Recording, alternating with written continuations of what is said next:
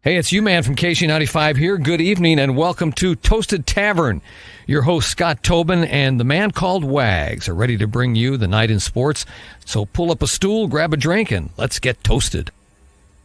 And welcome into the Toasted Tavern. I am Wags alongside Scott Tobin for tonight's rendition of the Toasted Tavern. We've got a lot of stuff to talk about tonight, a lot of stuff locally going on. We had a season wrap up. We've got a season just now getting underway. We got a season continuing with some soccer action and a big-time revenge game coming up this weekend. Lots of things going on. And before we get into that, though, Scott, we had some severe weather in the area. I mean, I say severe because my neck of the woods, it really wasn't that bad. I know other places have been hit a little bit harder than I was. But have you survived this weather outbreak here the last couple of days? And are you ready for some cooler weather this weekend? I am, man. The temperatures dropped like 20 degrees this afternoon. It was like 80-something degrees when I got home this afternoon, and it's like 63 and windy right now. So the weather has definitely changed. I'm not looking forward to 50 degrees at Busch Stadium on Saturday or 49 tomorrow night. But, yeah, I'm looking forward to some cooler weather. But seriously, want to hope and wish that everybody out there is safe, because we did have some scary weather. Some confirmed tornadoes have touched down. I know Eureka, some places got hit. Some property got damaged. A couple of houses got damaged. Hope everybody's safe there. And in Jefferson County, some places had some damage. Also in Illinois, some people had some damages. Multiple tornadoes touched down over there. They're still dealing with severe storms in west central Illinois right now. So hopefully everybody's safe and is able to be watching and listening and is doing okay. But I don't know if you saw it, Eckerd. You know how they have those TV cameras or the video cameras at like Eckerd's in different places for the weather channels? Channel 5's or Channel 2's, I guess it was, camera at Eckerd's actually caught a funnel cloud on the ground this afternoon. So that was pretty cool. Man. Yeah. Wow. I'm going to have to go back and look that up, because and I want to preface this by saying that I never want to see anybody hurt. I never want to see property damage to that affects anybody or anything like that. In my lifetime, I want to personally witness a funnel cloud tornado touching down and kind of going around in an area. Again, no one getting hurt, no damage to property or anything like that. I want to see one. I want to see it in the flesh. I've seen it on TV. We've seen it obviously in the movies and all that, but I want to be able to just experience it personally in the flesh, just to see what Mother Nature is able to do. And it's so incredibly powerful, and it's something I want to see. Again, no one hurt, no damage, but I want to see one. And I know it's not going to be the same thing, but I definitely have to check out that video if I can find it. Yeah, definitely. Because it's a cool video. And I actually did live through a tornado when I was a little kid. I was at my grandparents'. I was, I don't know, 5 or 6 or something, and was outside in my grandma's front yard hitting baseballs. And it was like 5 or 6 o'clock in the evening. And my grandma came to the front porch and told me I had to come in. And I said, "Why do I have to come in?" And she said, "Look over there in the distance." And I said, "Yeah." And she said, "Do you see that smoke?" And I said, "Yeah." And she said, "That's not smoke." And she's like, "That's a tornado." And I was like a little kid. I had no idea, but it definitely came right over the house. It definitely picked up my little kiddie pool and threw it off into the woods way off in the distance. And but yeah, I experienced it when I was a little kid. So for a long time, until I was probably 12 or 13, anytime I had a nightmare, it was about being stuck in a tornado. Yeah, that's not something I would ever want to wish on a young kid, because that is a completely scary situation. Wow. Oh, wow. Oh, wow. We had moments. I mean, up here, we had moments, but I've never been a part of anything. I think the closest that I've been to a situation like that is back probably when I was in elementary school. It was we were at the auditorium at the high school, and everybody had to go into a secure room, and we never got to see anything because we were inside. But I think that's probably the closest that I think it's ever felt that a tornado has been near. And I never want to be as close as like it going over my head, over my house. Right. But Right. again, I'd love to see it. But okay, this is not the weather show. It's not the weather channel. We got this off is a sports topic. show. We did get off topic, something that we tend to do, but usually it goes down the sports rabbit hole. We've got plenty to talk about. The Blues season's wrapped up. The Cardinals are, in their third week, getting ready to start a big series against Milwaukee. City SC's traveling across the state to Sporting KC. But I want to start off with something that you and I were discussing before we came on air, and it's not earth-shattering, it's not groundbreaking, but it's something that's kind of been in the news locally here for the last couple of months, really. And it's not necessarily locally here, St. Louis, but it's been something that's been in Kansas City, and now there's been some rumblings here in the St. Louis area, and everything going on with the Arizona Coyotes now moving to Utah. I just felt like it was a really pertinent time to have a conversation surrounding public funding, stadiums, all of that kind of stuff. We know that the measure in Kansas City failed. The Royals aren't going to move downtown yet. There may be some changes there. Obviously, the Coyotes are now moving to Utah. That was finalized today. The sale was final. Coyotes are now owned by the Utah Jazz owners. Yesterday, a story came out about the Cardinals, about how that there's a potential that they're going to be asking for public funding for some renovations to current Busch Stadium. There's also been a word out there that the Blues are going to be looking at renovating Enterprise Center because it's a 30-year-old building. They need to get it up to, I guess, standards of the new NHL, even though they just recently had some renovations. You've got the publicly or the privately funded stadium for City SC that obviously was built. And it just kind of begs the question, are we in a different era of sports to where back in the day, public funding of stadiums was the norm? And now it seems like it's not. You're getting pushback from the fans, and I think deservedly and rightly so in certain situations. But is there still a place for public funding for these giant arenas in a sense? And if not, are we going to start to see maybe some more consolidation of teams, or are we going to see more teams moving potentially? I don't think you'll see a whole lot of teams moving. I mean, as I say that, like you said, the Coyotes are moving, and if you watch the Cardinals, you saw what was going on in Oakland, where they had 900 people at the game. I think it was yesterday. In markets like that where you have bad ownership, you will see some teams move if they can't get something figured out financially with the city, to make everything work for both sides. But I think for the most part, like you said, we're in a different time. I think we're in a different economic era than we were a few years ago. Right now, with inflation being as high as it is and everything being so expensive, it's hard for people to understand or be asked by millionaires and billionaires to give them money to help them fix their buildings when people are fighting to pay for groceries and pay their bills and their rent and their mortgage and their car payments and everything else. It's hard for people to justify saying, oh yeah, let's help out these billionaires and help them, put more luxury suites in their stadium or whatever it is. So yeah, I think it's a different economic climate, and I think it's going to be harder going forward, at least in the foreseeable future, for, teams to ask their cities to give public money for things.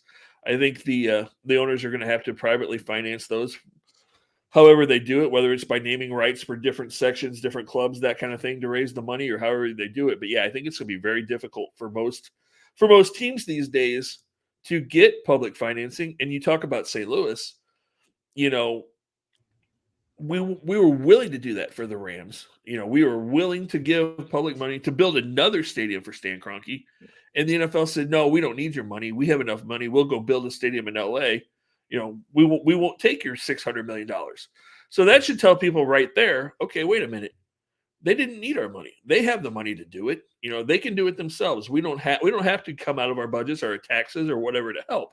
And so I think that kind of set a standard with a lot of places and a lot of leagues that, hey, look, they turned that down because they wanted to go somewhere and be even more profitable.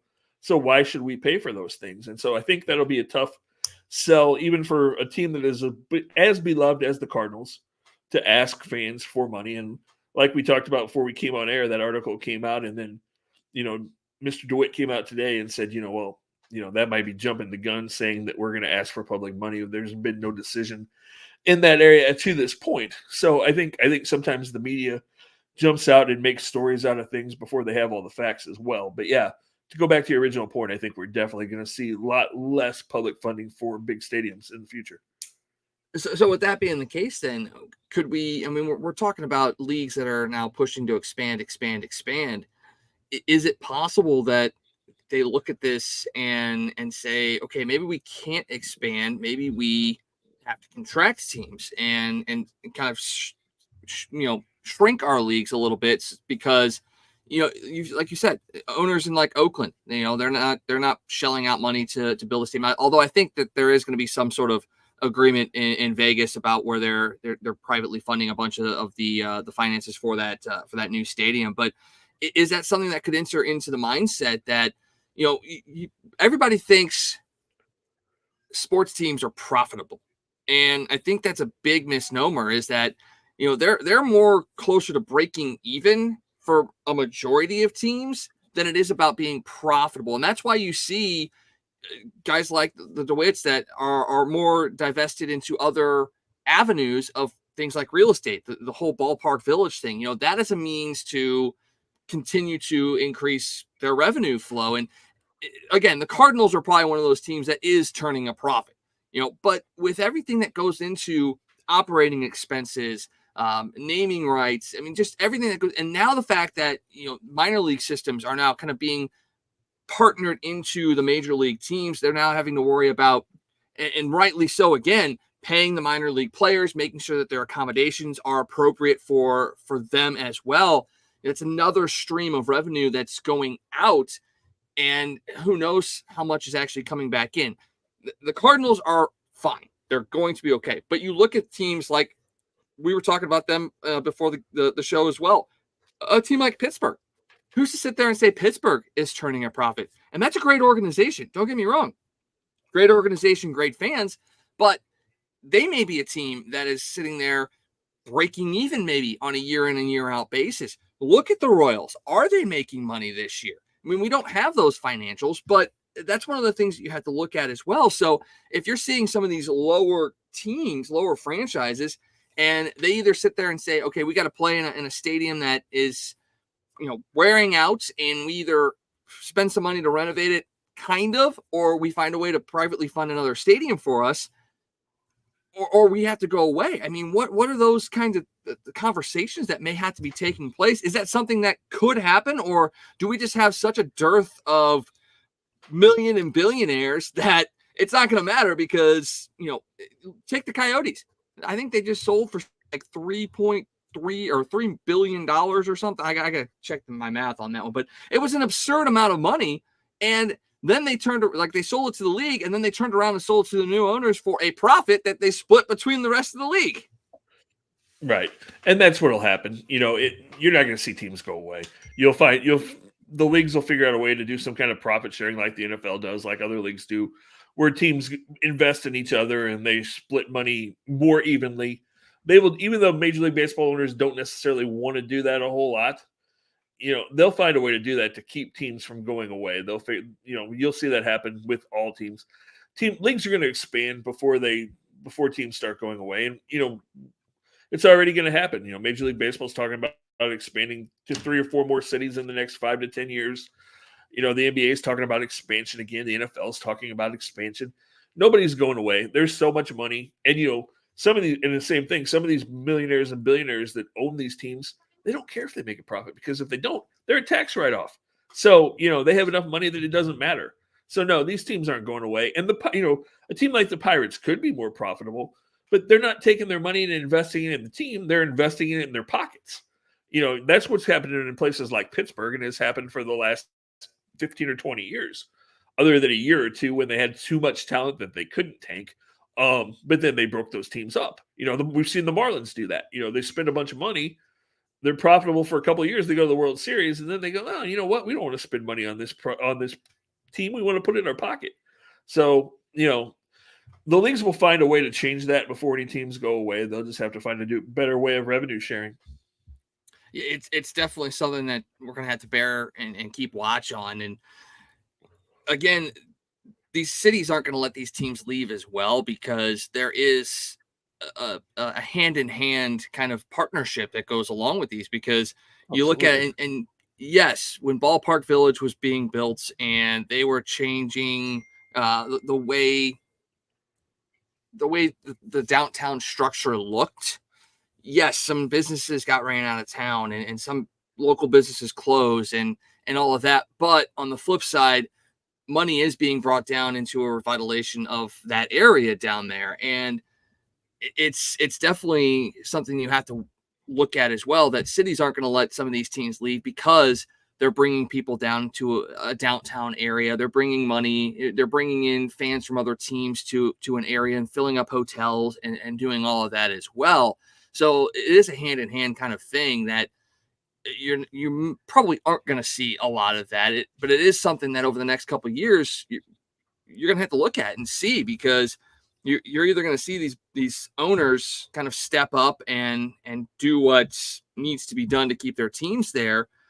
And they also have to sit there and think, okay, do we need to start investing in our team? Is it all about them? I mean, look at Kroenke. I mean, I hate to bring him up, but everything that he's done has been about the bottom dollar.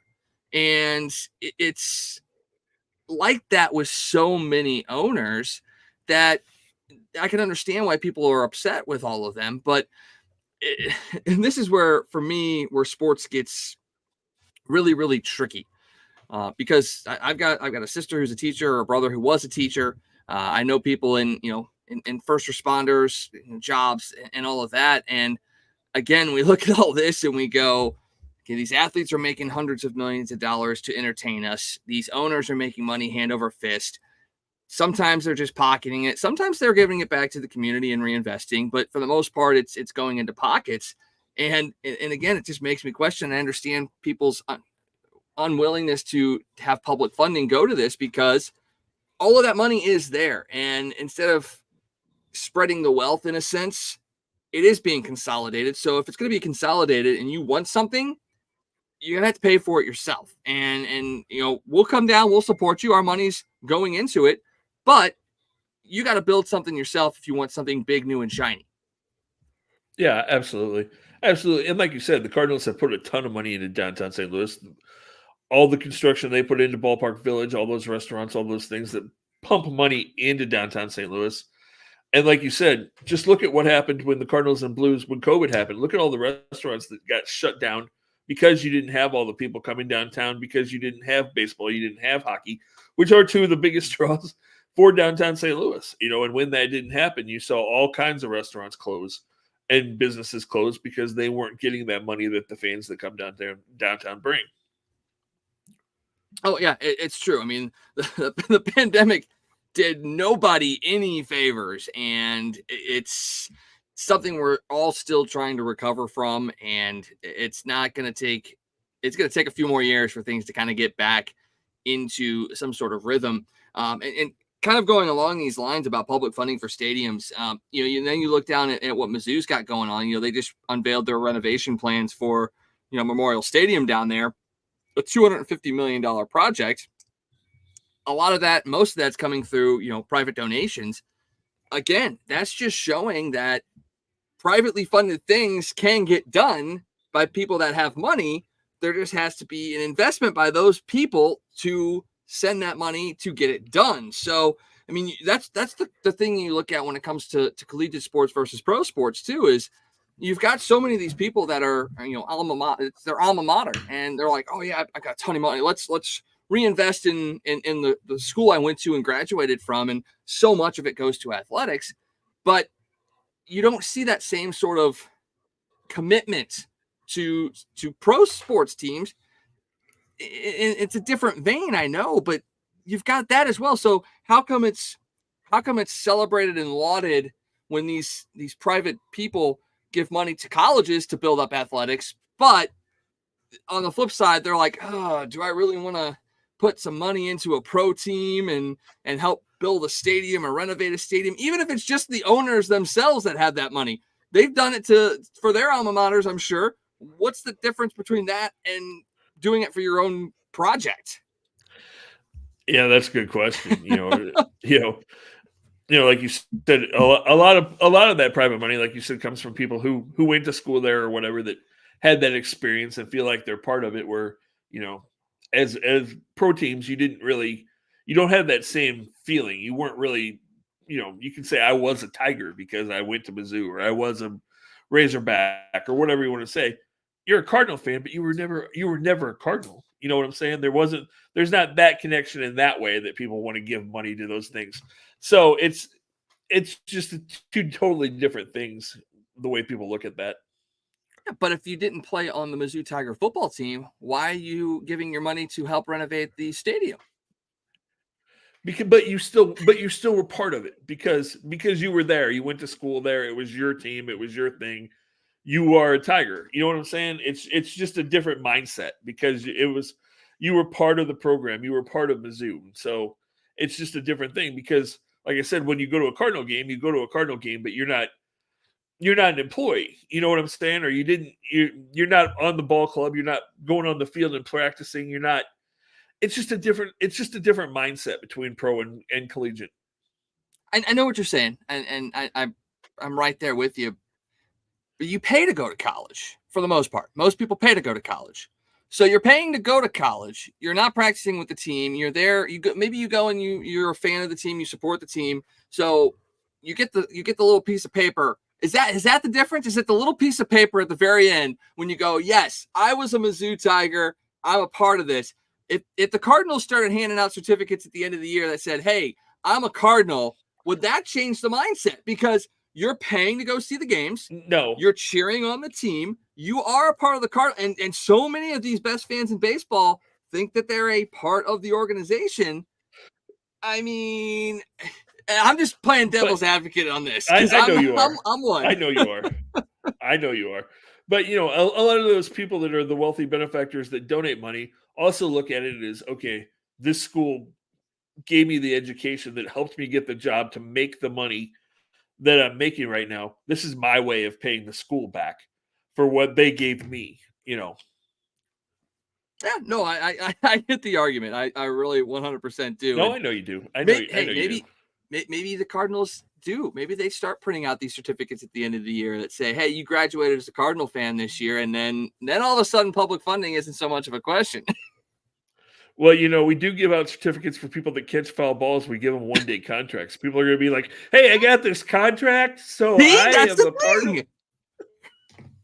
am a Cardinal, so I am going to give you some money because you gave me a contract. Oh, goodness gracious. The intricacies of sports are just mind-boggling right now. And I'm sorry, I'm a little distracted because here we go talking about colleges and all that stuff. Lindenwood is in the MIVA men's volleyball semifinals tonight against number 1 Ball State. And they're in the 5th set, and Lindenwood's up by a couple of points in that set. So I'm kind of keeping my eye on that because if they win, they go to the championship game against Ohio State on Saturday. They're the 4 seed right now. So my mind's a little distracted on that one. And actually, as I say that, they just took out Ball State. So Lindenwood, the 4 seeds, moving on to the MIVA championship finals against Ohio State on Saturday. So congratulations, man. I got a chance to call their games the last couple of years before moving into the production side of things. So really good to see the success that they're having there. Yeah, absolutely. That's very, very impressive. And real quickly, while we're on the collegiate athlete thing, 2 quick Mizzou things are tied to Mizzou things, and actually the same family. One of them really badly, and it goes back to sports gambling that we were talking about last week. Former Mizzou Tiger Jonte Porter, banned from the NBA for life because he bet made $22,000 betting on NBA games and his own games, and took himself out of games because he gave bettors personal information. I am blown away by that, for one thing. I mean, how can you be that stupid? I mean, you're a pro athlete. You're making $2 million a year, and you're going to risk all of that betting $22,000? I'm blown away by that because that's the first thing literally, that's the first thing they tell you when you make it to whatever league you're playing in. You cannot bet on your own. You really shouldn't be gambling at all. I mean, even though every sport now is really, really tied in with gambling, which is totally backward in so many ways. But, the first thing they tell players is you cannot bet on your sport. The one thing you cannot do, basically, is bet on your sport. And they tell you that from day one, from the day you're drafted. and they reinforce it and they pound it and they pound it and they pound it, and it's hanging on every clubhouse, on the wall in every clubhouse, every locker room, and every single sport. And for somebody that had as much talent as Jonte did, to throw his career away is just mind-blowing to me. Oh, it is. And, looking at some of the particulars about it, like I said, he disclosed confidential information to those bettors, and he limited his participation in a couple games. The games that he bet when he was betting on NBA games, apparently it was when he was down in the G League, and he never actually bet on any of the games he played in personally, which, again, that's splitting hairs, but it just goes back to the conversations that I've had over the last couple of weeks, really, about, again, these young men and women not being surrounded by the people that are going to kind of help prop them up. And again, that being on organizations and agents and all of that to, get these guys in positions, and women in positions, to be successful. And again, we're handing so many of these young men and women so much money and kind of just saying, here's the world on a platter, and here's a ton of money. You can do whatever you want with it. Good luck making good choices. And, it's kind of sad, because I truly believe most of these people that get into trouble are good people, that they just get caught up into bad situations. I mean, we go back to, one close to home here, Darius Miles. Guy was a standout basketball player, nicest guy you could ask for as well, and just got caught up in some wrong stuff. And again, you can have rookie symposiums at the beginning of the season, but if it's just a 1 week class that says, hey, this is what you should and shouldn't do, and hands off the rest of the time, good luck, that's not good enough in my mind. And I don't know how to fix it, because again, you have to convince these leagues and these owners that have so many other things going on, and they're spending money in different ways, to sit there and say, hey, you've got to protect the youth of this world and kind of set them up for better, because they're next in line. And yes, maybe you're going to be dead and gone when this all goes to hell, but come on, it's a little bit of your legacy that you're leaving behind with what these guys and girls are having to go through.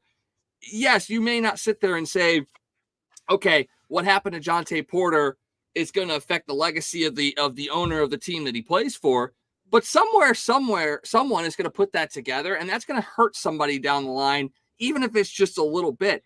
Why can't we just find ways to better set up and better prepare these younger people for the world with all this money that we're handing out?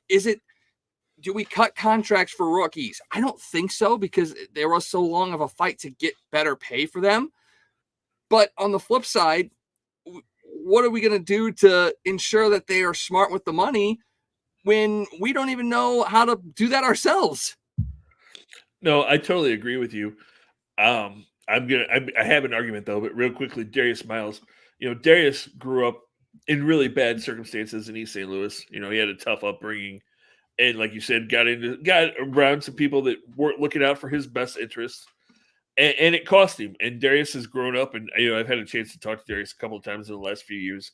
He lives in the St. Louis area, does a ton of charity and stuff for youth, and tries to better people and try to help kids and everything. And so Darius has grown and learned, and I agree with you. Kids like that need somebody to help them. They need somebody to say, okay, we're going to surround you, and the leagues need to do a better job for the most part. We're going to give you a financial advisor. We're going to make sure that somebody is helping you and watching you, at least for those first couple of years, to make sure that you understand what you're doing with your money and have a great understanding. I am going to argue, though, that I don't think that applies to Jonte Porter, because yes, Jonte Porter's family are great people. His mom's a college professor. His dad's been a high school coach, college coach. His brother's a freaking NBA player. Michael, Michael could have showed him the ropes. He could have talked to Michael. This is just a situation where a kid made a dumb decision and has nobody to blame but himself, because he did it to himself and he knew the consequences, and he had the resources, the people to talk to him and the people to support him, and chose to make dumb decisions. I hate to say that without talking to Jonte, but that's just how it appears, knowing the family and the upbringing that he came from. So I don't see the same way with him. But I agree with you in general that the leagues need to do a better job of helping kids, especially the rookies' first couple of years, especially, and you hate to say that, but especially minority kids that come from tough upbringings, poverty, that really it's the first time that they've had money, the first time anybody in their family has had money, and their families even take advantage of them. Their friends take advantage of them. Everybody comes with their hands out and they want to help, and it ends up hurting them a lot of times. So yes, I do definitely agree that needs to be taken care of. Jumping back to the Porter situation, though, happy story. Jonte's younger brother is almost 99.9% transferring to Mizzou. So there's going to be another Porter. Javon Porter is going to be at Mizzou 99.9% sure next season. Well, it sounds like Dennis Gates is starting to get some more of his guys in there as well. He's got a fifth-year transfer coming in as well. So, this year was tough to be a Tiger basketball fan, but sometimes you're kind of only going to be able to accomplish what you can with the hand that you're dealt with, and it's going to take a couple transfer portals for Gates to kind of get the guys in there that fit his system and can compete in the SEC. But definitely an interesting time for Mizzou basketball. And then again, now you're kind of competing against what SLU's going to be doing as far as bringing in the Indiana State head coach and some of the guys that he's going to be bringing with him, and maybe can recruit locally as well. You've seen the success of Illinois and what they're doing with recruiting, and it's a tough time to be a basketball player in Missouri, because you've got a lot of really good options. So I say tough, but it kind of more tough to just make a decision about where you want to play, because there are opportunities there and there are potential successful opportunities all over the place. Yeah, and I think last year was a one-off for Dennis Gates. He came in that first year, brought most of his kids followed him to Mizzou. They were all, fifth-year seniors, most of them, and they came in, and then everybody was gone, and you had to try to rebuild that team on the fly, and they tried to do it in the transfer portal, brought a bunch of kids in, and it just didn't click. But you look at what he's got, you look at what he's done since the end of last season. He's got a bunch of kids coming in the transfer portal, a bunch of high quality, it looks like, players. Plus, they had one of the top 15 recruiting classes in the country coming in next year. So there are definitely brighter days. It appears right around the corner for Mizzou. I really think last year was a one-off, and we'll see Dennis Gates and the Mizzou Tigers be closer to the team we saw 2 years ago as far as the win-loss thing goes. And the transfer portal makes things really interesting. I mean, we've seen it the last couple of years. Guys able to jump here and there and follow coaches, and it's one of the reasons Pitino went from Kentucky to Arkansas, and not Pitino, Calipari. We were talking about Pitino going to Kentucky, that didn't end up happening. But Calipari from Kentucky to Arkansas, and now Mark Pope going in there, and all of that. So it's a different environment. It's a different concept nowadays, and then look at what happened today in Virginia. The fact that now schools in Virginia, colleges in Virginia, are going to be able to directly pay their athletes NIL money. Again, that's another angle that you have to look at as well. You don't have to circumvent or go through certain avenues to get these kids money and bring them in. It literally now is starting to open it up to more of collegiate free agency more than anything else. So it's a very interesting time to be a college fan, and not just in basketball, but football and every sport. I mean, I know me personally, I follow volleyball more closely because I've called a lot of it, but the fact that you see so many articles and posts about the transfer portal for volleyball, that just shows you how deep it goes, that it's not just these, power sports. It's every sport that has a fight to bring in the best player to their program to put them on the map. Yeah, absolutely. Like you said, it's just basically free agency, and they're gonna have to do something about it, because it's almost out of control, like we talked about last week, because you're seeing kids, in 4 years play at 5 different schools. I mean, it's almost that bad. So while NIL and the transfer portal is good, it's also creating a lot of problems that nobody really thought about too hard. They should have been able to foresee some of these problems, but obviously everybody was in a rush to get that done, and nobody really gave it a whole lot of thought as to what the repercussions were to some of these things. And so it'll be interesting to see how they figure out a way to kind of calm some of the craziness that's going on right now in college athletics. Well, it's partially because the government was putting pressure on them to rectify this situation. The NCAA is kind of their own thing, and then there's other states that are. There was a lot of pressure from a lot of different angles, and it kind of forced an imperfect system to be put in place. So it's hard to put the genie back in the bottle after it's been released, but there's potential that they can make it work. They may have to look at what Virginia is doing. They may have to look and see if there's another option. And again, it's another piece to the puzzle of sports fandom that you have to keep your eye on, because this is tracking to be a very unique time. And a handful of years ago, when a bunch of these schools were moving conferences, there was the running joke that, eventually you're going to just get to 4 quadrants of conferences. You're going to have, the Southwest, the Southeast, the Northeast, and the Northwest. And with the way this is kind of tracking right now, the feeling and the likelihood that could happen is growing stronger and stronger by the day. You look at, the Stanford women's basketball head coach, legendary coach, retired this year because Stanford joined a conference where they're going to have to travel halfway across the country for a handful of games. And, you want to talk about the mental well-being and the wear and tear on collegiate athletes. The more that you're taking them cross country for long road trips and removing them from the classroom as much as a couple weeks at a time, you're turning them into professionals at this point. And a good majority of them aren't going to go into the professional sports realm.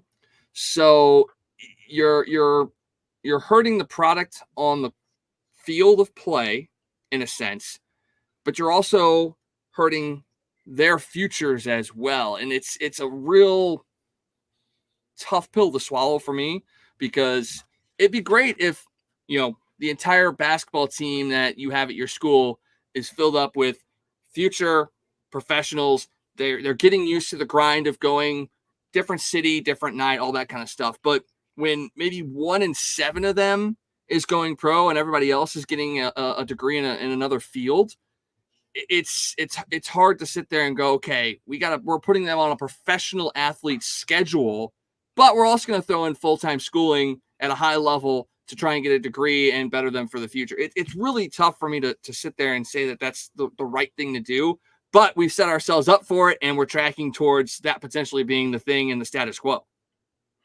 No, it's going to be a huge mess. That's what we've talked about. And you're seeing all kinds of coaches leave because they don't want to have to deal with all of this stuff anymore.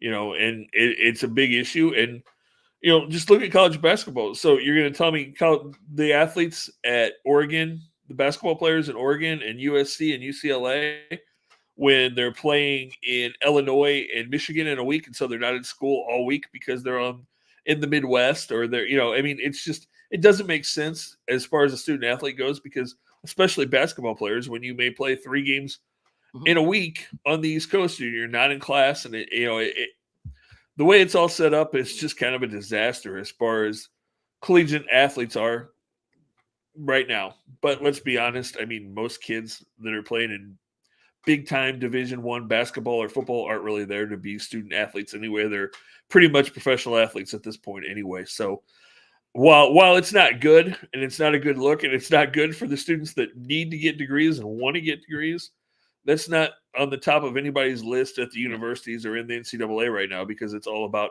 how can we make the most money and how can we get on the most TV money, which just shows that the schools are not necessarily looking out for the best interests of their kids either. So it's a flawed system right now, and they've got to figure out a way to fix it and do some things differently. And like you said, it's hard to put the genie back in the bottle when you've already screwed things up as badly as you have in a lot of ways with all of this. Oh, yeah. It's unbelievably crazy. And the fact that the government got involved with the NIL stuff when there's, a couple other things that are kind of important that the government should be handling.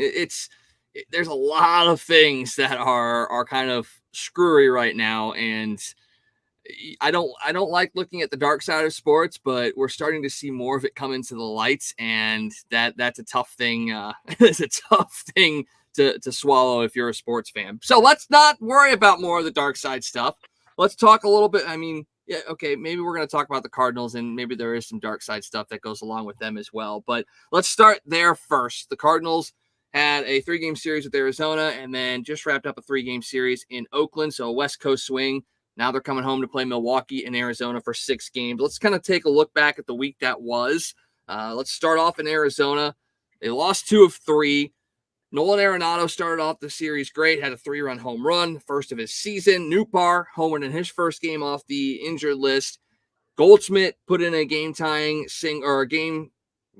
single in that first game. Everything kind of looked okay for the Cardinals after game 1. Yes, they blew a 6-run lead, gave up 6 runs in the 5th inning. Steven Matz was part of that, but a couple of errors were also mixed in there as well.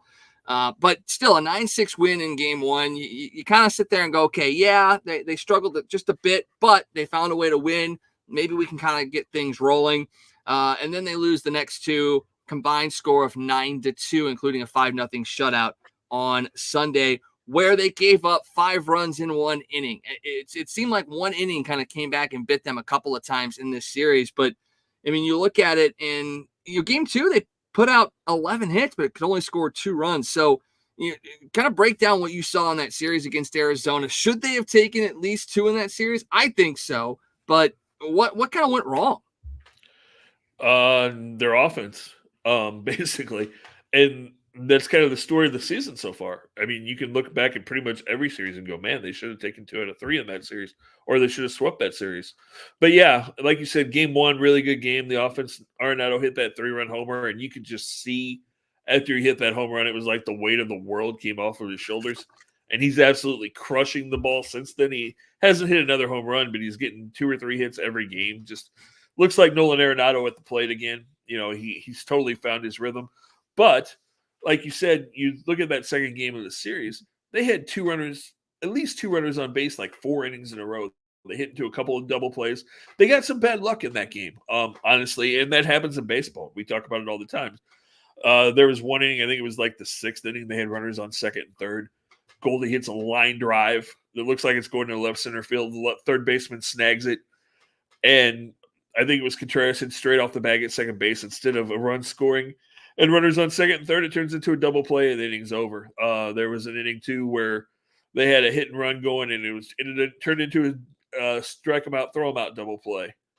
There was an inning, they had runners on second and third in 1 inning, and they hit 2 line drives. They hit the ball in the outfield, but they hit 2 sinking line drives that the outfielders literally come running in, catch the ball shoulder high, and throw strikes to the plate, and the runner from third isn't able to tag. The hitter did everything they could. They drove the ball to the outfield, just hit it too hard. And stuff like that happens sometimes. So that cost them the second game. That third game, they ran into Zach Gallen, who we all know. You say Zach Gallen, you're like, oh, God, there's another one of those pitchers that got away from the Cardinals. The Marcelo Ozuna trade, the trade of death, Sandy Alcantara and Zach Gallen. But the Cardinals had chances in that game. They had the bases loaded twice early in that game and could not get a key hit. Nootbaar came out, struck out with the bases loaded. Ivan Herrera struck out with the bases loaded. So they had chances early. It was nothing till the 5th. Michaelis got into trouble, couldn't get out of it. You lose 5-0. So you very easily could have won 2 games in that series, and you were right there halfway through that third game. So very competitive series, even though, like you said, they got outscored 9-2 in those last 2 games. They very easily could have been in both of those games and potentially won them. So, just some bad breaks and some inability to hit. This team has gotten in this run. I think it's 9 out of 10 games now where they've scored 3 runs or less. It seems like they get to 3 runs and they're like, okay, we hit our max. We got to 3. Go ahead, pitching, do your thing. And it's worked for the most part, but you can't win every night scoring 3 runs, and the biggest thing you have to look at, and that has to start to worry you about, is this team is just not hitting home runs right now, which, I have said in the past, I'm really excited because I'm seeing them play small ball, and they're still doing that. Mm-hmm. They're without hitting home runs, they're finding ways to scratch runs across, to sacrifice, to hit fly balls, sacrifice flies, which they couldn't do last year. But the power has gone away right now. So the offense is a little bit frustrating. Like I said, Arenado's found his stroke. He's hitting like crazy. Wilson Contreras has got a 12-game hitting streak and he's got a 23-game on-base streak right now going back to last year. So the 2 of them are hitting. Ivan Herrera's hitting. Mason Wynn's hitting. Other than that, right now, nobody else is doing anything. Brendan Donovan was really hot for a while. He's cooled off. His average has fallen down to about 235 now. Goldie's not hitting at all. Although I shouldn't say he's not hitting at all. He's getting some singles. He's drawing some walks, but he's not hitting for any power right now. Nolan Gorman's having a real struggle. He's striking out way too much right now and has got 3 home runs, but he hit 2 of them in one game. So, he's only got 1 home run other than that 2-game series. Jordan Walker hasn't hit a home run yet. He's really, really, really struggling at the plate. So you've got some issues. Your pitching and defense is good in most games. I mean, other than like 3 games, your pitching has been excellent. So if your offense can figure it out and start hitting some home runs, you're going to be okay, I think. But it's a little bit frustrating right now because they've basically been in every game. And like I said, you look at these series, and you're like, man, you should have won 2 out of 3. You should have won the series. You should have swept the series. And, we've lost a couple of series, lost 2 out of 3 instead of winning 2 out of 3. So a little bit frustrating, but I'm feeling pretty good because the starting pitching for the most part has looked really good. Sonny Gray's been unbelievable. And the bullpen has been solid for the most part. I mean, Ryan Helsley looks like the guy that was an all-star and one of the best closers in baseball 2 years ago. He's healthy. It is even nastier than before because now he's figured out how to throw a changeup and a slider. So, one pitch is 103 in your eyes and the next pitch is 85 at your ankles. Hitters aren't going to adjust to that very well. So they've got some weapons and their bullpen's going to get healthier in the next couple of weeks because Keon Middleton started throwing the other day, so that's a big piece that's coming back. So I think there's a lot of things to be positive about. You're 9-10, and you had a pretty good series in Oakland. So we can talk about those games if you want to too. But yeah, that's kind of what I saw in the Arizona series. Yeah, I mean, and speaking of that Oakland series, they took 2 of 3 from the A's. Sonny Gray again, great against one of his former teams. Went 6 innings, 4 hits, 6 strikeouts, no walks. Arenado picked up another RBI in that first game. And then getting into the whole small ball, kind of whitey ball that we saw in the 80s. And rest in peace to Mr. Herzog, because that was a player manager in person that we lost this week. They did that in game 2. I mean, there was at one point Wynn walked, stole second, moved up on a sac bunt, and then scored an RBI ground out. They scored 2 runs via the sac fly in the 6th to end up taking that game. It was pure whitey ball on the day that he passed. So it was a great way to honor him by going out there and playing that way and winning a game, especially winning it against Oakland as well. I mean, the connections between St. Louis and Oakland are not like very obvious, but there are connections between St. Louis and Oakland. Not even so much with Whitey, but it was nice to be able to kind of sit there and be like, yeah, we did that against Oakland. We brought Tony La Russa from him. We brought McGuire and just lots of different things that go on there. But it was great. Lynn went 7 in that one, only gave up 2 runs, only 1 of them earned. And then Steven Matz goes out. He gives up 5 runs in that 6-3 loss on Wednesday. And looking at what Gray and Lynn did, that's what you want your starting pitchers to go. You need them to go at least 6, if not go 7.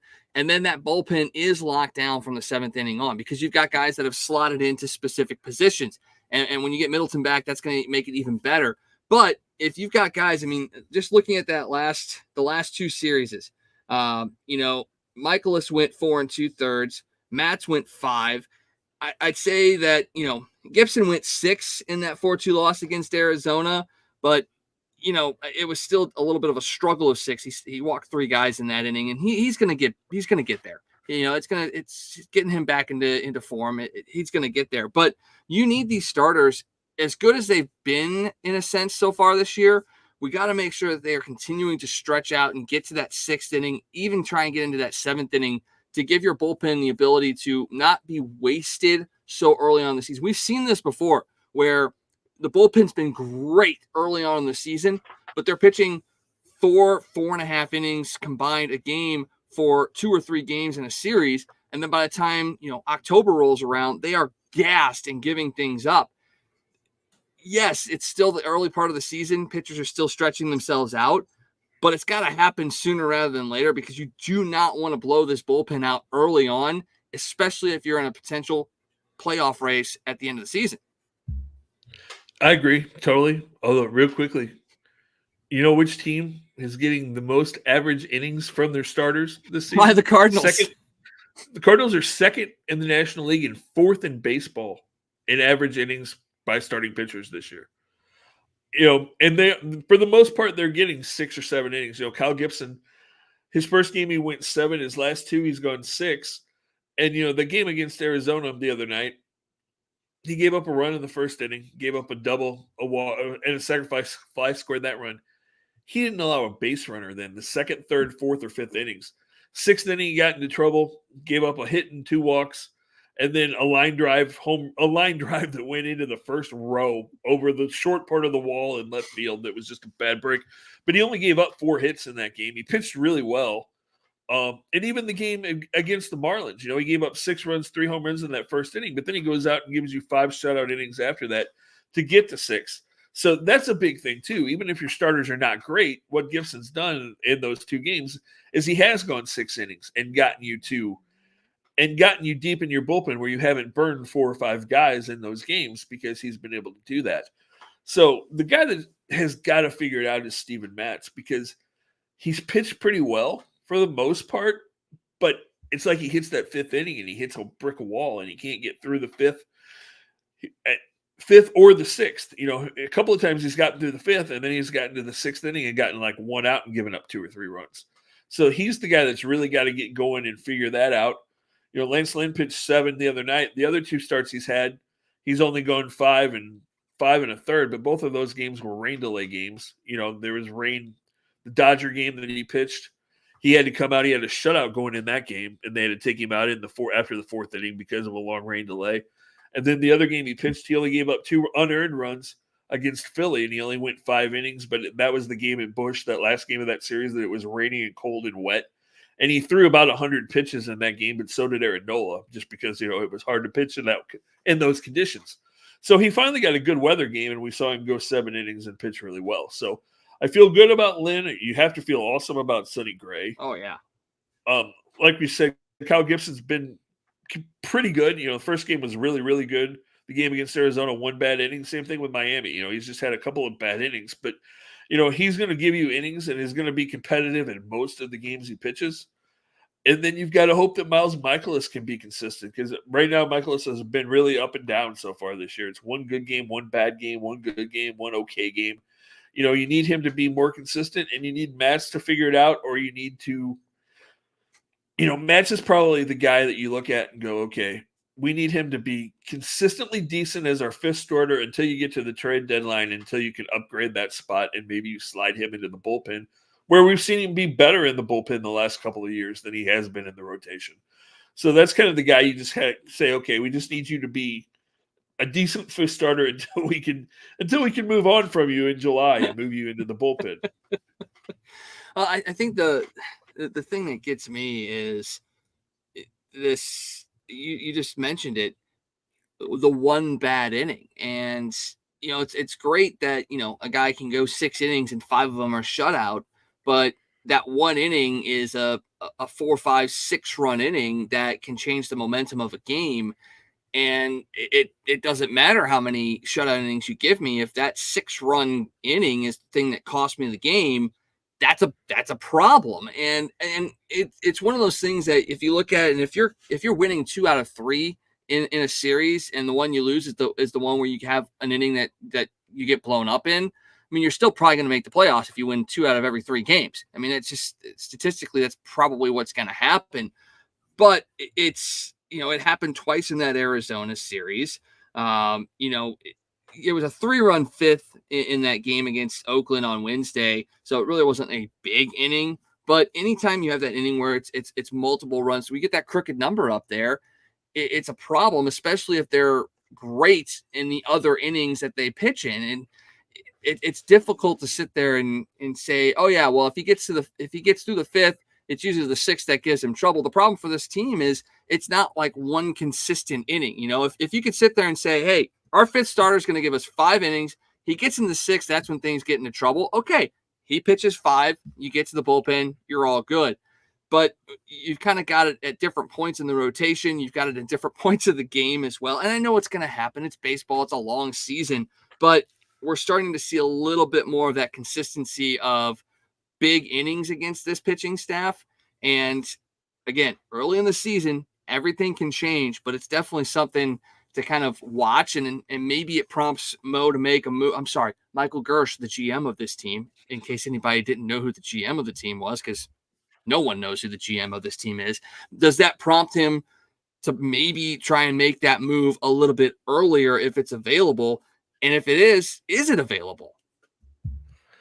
Yeah, I mean, I think they're looking to make a move at the trade deadline. I really do, because I think this team is going to be. I think they're thinking this team is going to be competitive. So I think that's something you look at.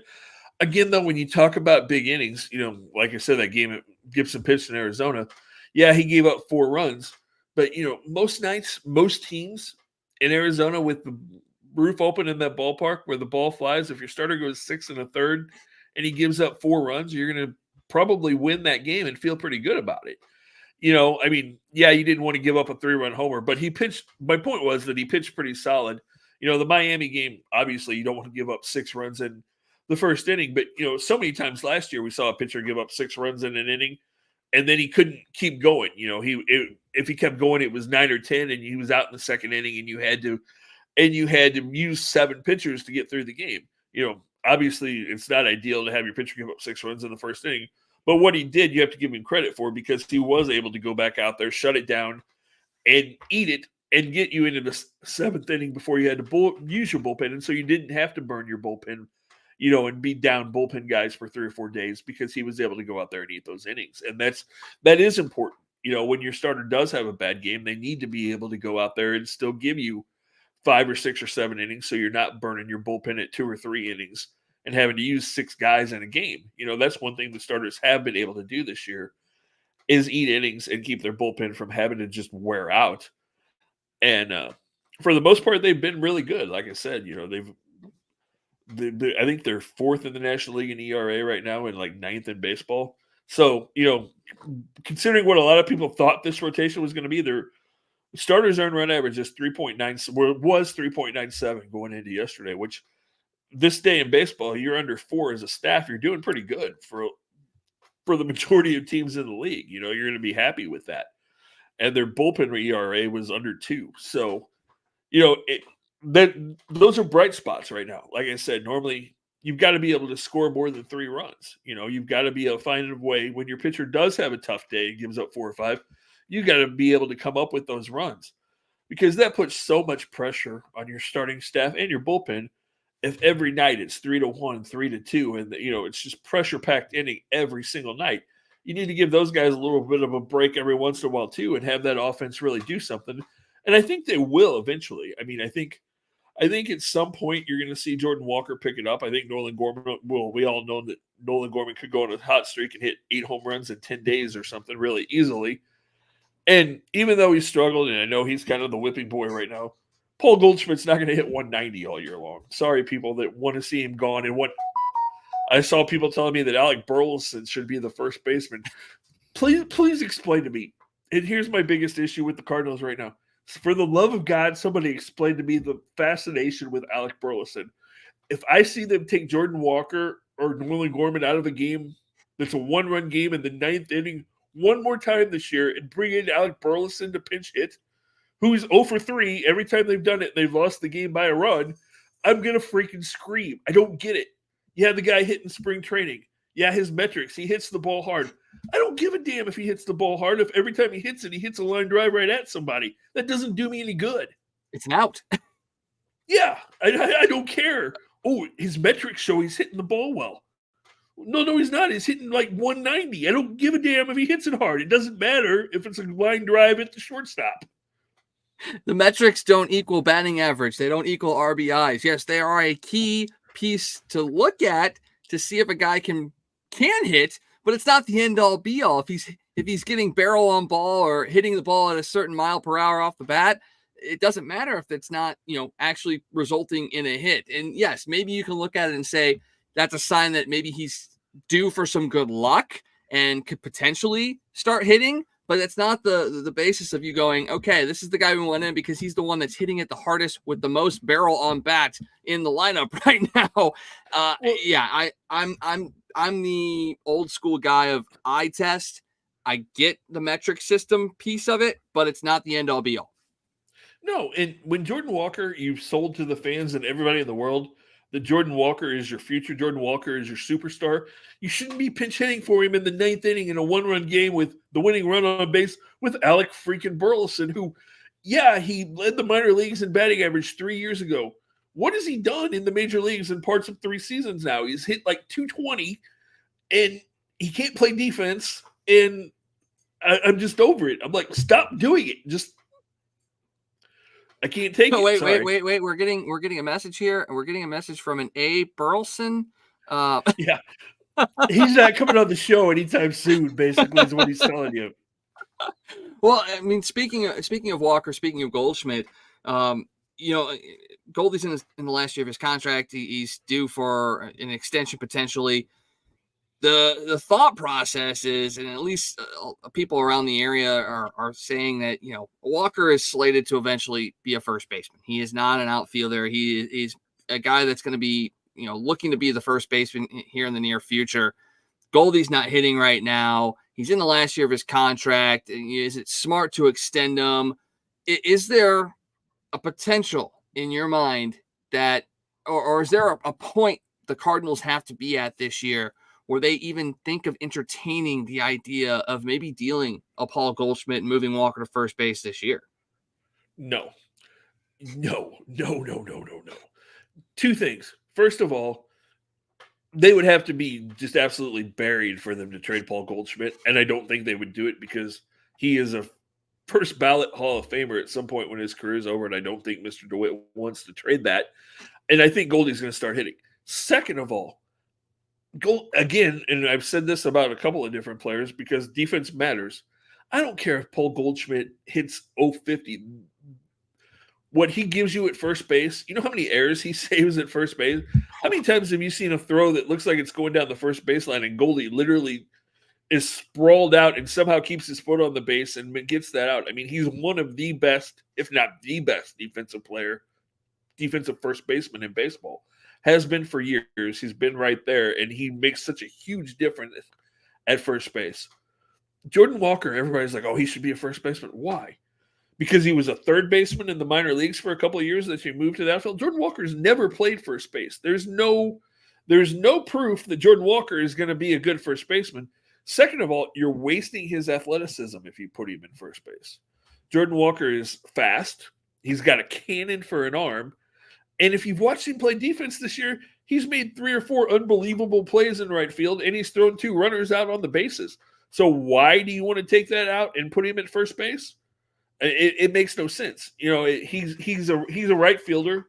He's a potential eventually. I mean, I know people are going to say, oh, he was horrible last year. But, he's played the outfield now for a year and a half, and he's made huge strides.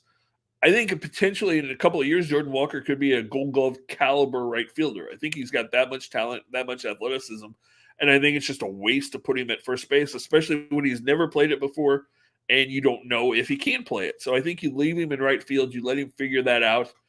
I think he's an asset in right field, and right now with the way he's struggling offensively, you definitely don't want to think about a position change and have a 22-year-old kid changing positions for the 3rd time and trying to do it at the major league level. No, and trying to replace, like I said, a first ballot Hall of Famer, a 6-time Gold Glover. No, that's a horrible idea.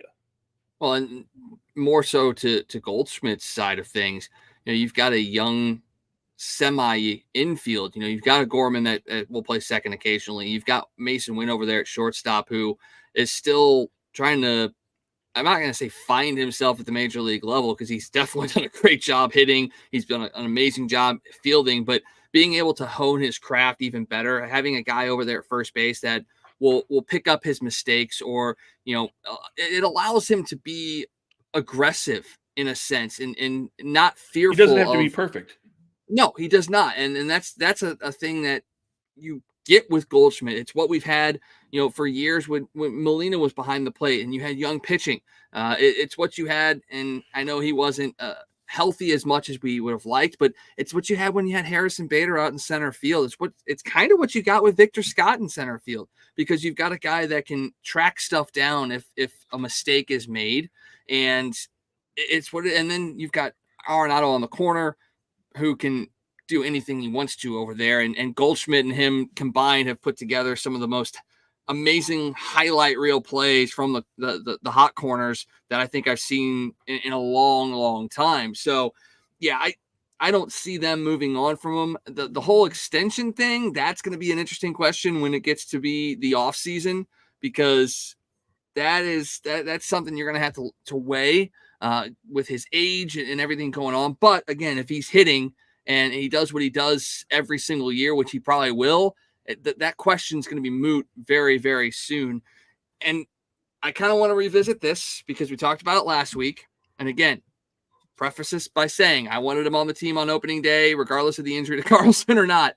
But it's another week down, and Victor Scott is still not hitting yet. He's going to get there, I think. But it's another struggle. He's hitting 0-89 right now. He had hits in back-to-back games, but has since gone 0 for 9. His on-base percentage has dropped down to 145. I know that you could hurt his confidence by sending him down because he's struggling. And I know his defense has done a lot to help this team stay in games and potentially win games as well. But are we getting to a point where maybe you have to start going, okay, when Carlson's healthy, that's the move we make? I mean, is it still too early? Because, I mean, Carlson, we still don't know exactly when he's coming back. So there is still some time for him to kind of get himself worked into the major league style. And we can't forget, he's only had like 60 games at the AAA level as well. So this kid is still learning on the job. Right. But are we getting closer to that point of going, man, we've seen what we've seen. We know what we have right now, but we may need to make that move and let him kind of get himself back down at the minors. Yeah, I think when Dylan Carlson gets back, which like you said, we have no idea when it's going to be, because he started to swing a bat for the first time day before yesterday in 3 weeks. So, it's going to be probably 2 or 3 weeks at least, assuming that there's no pain in that shoulder before we see Dylan Carlson. So I think at that point, if he's still struggling like he is right now, then yeah, you probably have to send him down and say, okay, kid, you got to work on some things. The one thing you've got to get him to start doing is he's got to start hitting the ball on the ground more. He's hitting too many pop flies. There for a while, he was hitting line drives, but all of a sudden he's just hitting lazy pop flies the last week or so. And that's a problem when you start just seeing him pop the ball up. He's got to start hitting the ball on the ground more, and he's got to start using his legs, because right now, if he's hitting everything in the air, that just totally nullifies the speed thing completely. So, yeah, I think when Carlson comes back, if he's still struggling like he is right now, you've got to say, okay, we're going to send you down, go down there for a month or so. Let's see how things go. And if you're playing well again, we'll bring you back up, kind of like they did with Jordan Walker last year. Mm-hmm. I think that's something you have to at least consider when Carlson comes back. But, right now you don't really have a better option, because Michael Ciani's hitting pretty much the same thing he is. I think Ciani has 2 hits. So, I mean, and they're kind of the same player right now, other than the fact that Ciani's actually been able to bunt and has shown his legs because he's hit the ball on the ground more than Victor has.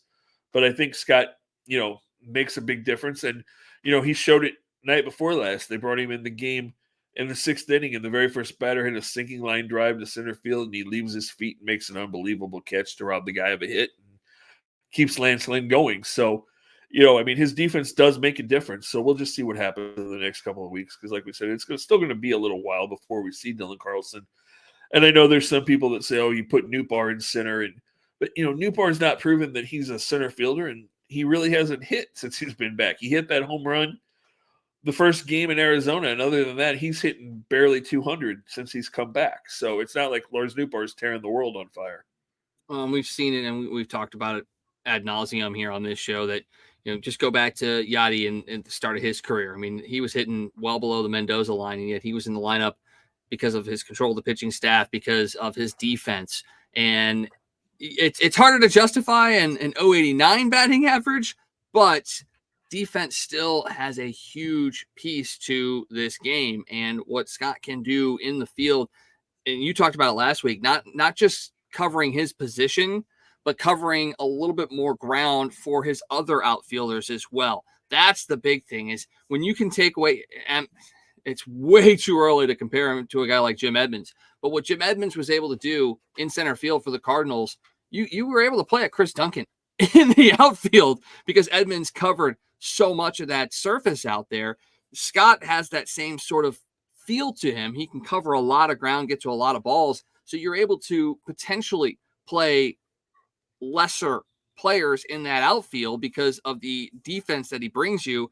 And, maybe, and I know it's not, probably the sexiest thing out there, but, maybe you sit there and you tell Scott, hey, you know what? You're struggling to hit the ball right now. You've been getting a lot of outs. Just start laying some bunts down. If you're out, you're out. You may have gotten out anyway, but maybe drop down a couple of infield singles. Maybe that kind of breaks up the mindset of him a little bit, allows him to see pitches a little bit better, and then he can start swinging away again. So that might be something you look for in this Milwaukee series is maybe you sit there and tell Scott, hey, you know what? Situation, drop down a bunt, try and get on base on an infield single, and maybe that breaks things up for him. Yeah, you know what? And this is going to sound crazy because he's hitting 089. But you know what I might be tempted to do?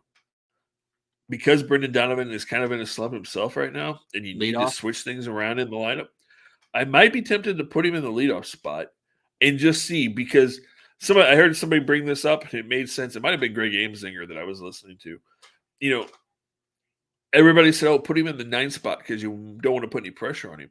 But you know what? He's never hit 9th in his life. He's always been a leadoff hitter. So maybe that's taken a little bit of confidence. Maybe he's a little bit insecure at the plate because he's batting so low in the lineup. Maybe if you put him in that leadoff spot and say, okay, kid, you're going to get 3 or 4 days to hit leadoff. Show us what you can do in that leadoff spot. Maybe that changes his mindset a little bit. Maybe he goes up there and starts drawing more walks. Maybe he does try to bunt. Maybe it just changes things. I mean, your offense is not doing much of anything right now. I'd be tempted, honestly, if I was the Cardinals, I'd be tempted to put him first and Mason Wynn second in the lineup right now, just because Wynn is pretty much the best hitter you've got going right now. Why not put those guys 1, 2, have Arenado and Contreras and Herrera 3, 4, 5 when they're playing, and, move Goldie down, move Gorman down a little bit and see if it lights a spark under some guys. I'm not going to disagree with that in any way, shape, or form. And yeah, dropping a guy like Goldie down to 6 or 7 is probably not the look that most fans want to see. But if it breaks up the mindset and produces results, sometimes breaking the status quo is exactly what you need to break out of that slump. And it's a good time to break out of it because you've got a big series coming up against Milwaukee starting tomorrow. Cardinals are sitting 3 games out of first place, which is where Milwaukee sits right now. And again, this is something you and I were talking about before the show. And, this isn't necessarily a make or break series for the Cardinals. It's a big series, though, because if you find a way to sweep the Brewers at home, you could see yourself in first place by the end of the weekend. But if you take 2 out of 3, you're still feeling good about yourself because you've got an Arizona team coming in right after that, yes, you lost 2 of 3 against, but you were in those games. So you feel better about that series going into it. So like I said, we both agree that it's not a make or break series, but how important is this series for the Cardinals this weekend? I mean, it's a big series because it is your first Central opponents. You get to see what the Brewers look like. And I think, honestly, tomorrow night's a huge game because the Brewers are coming out and they're throwing their ace right now in Freddie Peralta, who is a really good pitcher. But Freddie Peralta is a guy over the years that the Cardinals have absolutely lit up. I mean, when you think about the days of when Corbin Burns and Brandon Woodruff were there and it was Burns, Woodruff, Peralta, Peralta was always the guy you couldn't wait to see because the Cardinals would hit him all over the ballpark. So I think that's a big thing. I think the Cardinals need to come out and really attack him tomorrow night. And that could be the big key because then you've got some different guys in the rotation the next 2 days. You've got a rookie and another guy that you haven't seen a whole lot. So, if you could come out and beat Peralta tomorrow and really jump on the Brewers, it might take a little bit of confidence away from them because they just lost 2 out of 3 to San Diego this week, coming off of that series. So go out, jump on Peralta and, really set the tone for the series and the homestand because then, like you said, you've got a matchup with Arizona, and the pitching matchup should really kind of favor the Cardinals because you've got Kyle Gibson going against Peralta tomorrow, and then you've got Michaelis and Sonny Gray going Saturday and Sunday. So you feel pretty good about what you're throwing at the Brewers pitching wise, and the Brewers there's still a lot of questions about the Brewers. I mean, their pitching's done pretty well, but their bullpen's kind of struggled. Their offense is iffy.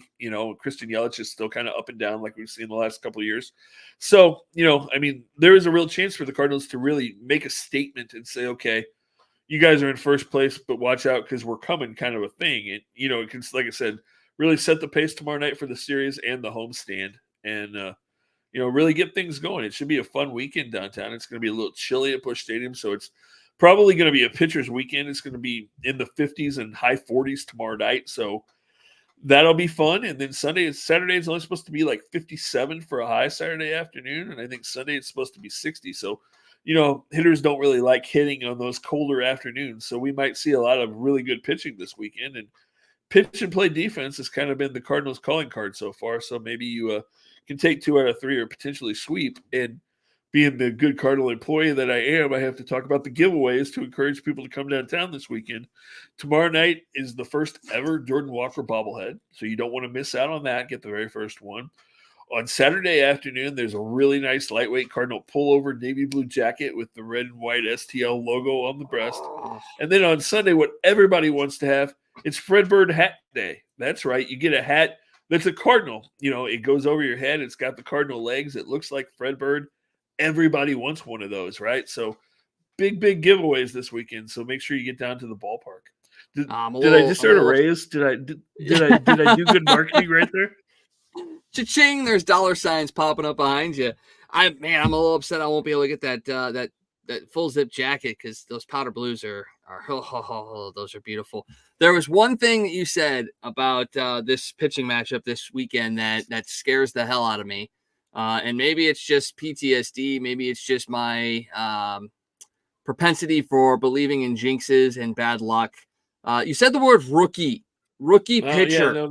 Yeah, that's never Please good tell for the me. Cardinals. Please tell me he's not a lefty. I don't think he is. I think it's okay. Well, there's maybe a chance that, but man, anytime this team goes up against a rookie, it never ends well. So maybe we could turn things around. And what's the money line on Walker having a big game tomorrow because it's his bobblehead? That's the other question to look at. Need to look that up. Or you know what? We could ask Jonte. We could see. That's right. Give Jonte Porter a call. He can probably let you know. He's probably got some inside information. Oh gosh, that's terrible. That is absolutely terrible. All right, let's jump over and talk a little bit about the Blues real quick. Their season ended last night, exactly the way it started this year, a 2-1 shootout loss in Dallas. And honestly, both those games, the season opener and the season ender, the team didn't look terrible. And for all the consternation that went around this team this year, all the ups and downs, the fact that they fired Craig Berube and all of that, this team wasn't a bad team. It just didn't gel, I think, the way that they wanted to with who they had and with a couple of injuries that were thrown in there and all the transition that's gone around. But, they all ended up missing the playoff by just a couple of points. And I think a lot of fans, myself included, are okay with the fact that they're not in the playoffs because it does give them a chance to kind of sit back and reset and see which direction they want to go. And there's a lot of things that they have to kind of look at here in the offseason. Doug Armstrong and Drew Bannister had their end of season Q&A today. And Army said that, Bannister's on the short list of coaches that they're going to, talk to about coming back next year. Again, I want to reiterate, I don't think he's going to be the head coach next year. I think they've got their eyes on somebody else, whether that's a Joel Quenneville or somebody else. Not entirely sure, but apparently a couple of the guys that are still on coaching staffs for teams in the playoffs, they may have their eye on. So, take that how you want of who they could be looking at. But that's just one of the things that they have to figure out is who's going to be the head coach. Armstrong said they're likely going to have somebody in place by June 1st. So it's not going to be that long of a wait to find out who it's going to be.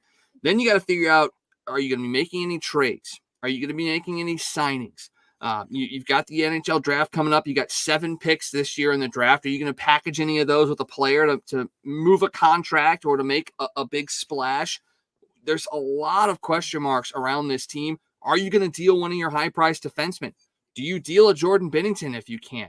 There's a lot that's going on, and I want to push back on people that say that a Jordan Binnington or a Colton Parayko should be moved from this team. Yes, I understand the concept of selling high, but as we saw, this team, I'm not saying they're one piece away, but they are a fringe playoff team right now. And the only reason they were a fringe playoff team was because of Jordan Binnington and was because of Colton Parayko. And yes, because of Robert Thomas and don't shoot me on this one, but Jordan Kyrou too. He had 31 goals this year. So Right. he did play well. You had some youth coming up with a Toropchenko and a Jake Neighbor. So you're right there.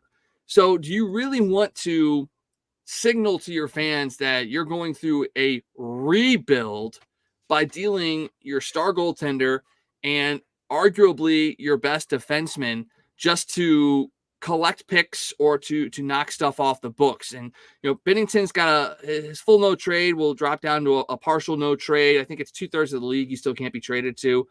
Obviously Parayko has an NTC. Falk, Krug all have NTCs in their contract. So, it's going to be hard to move them. But I do not think that you move a Binnington or a Parayko this year, because it would just say, yeah, we're not retooling.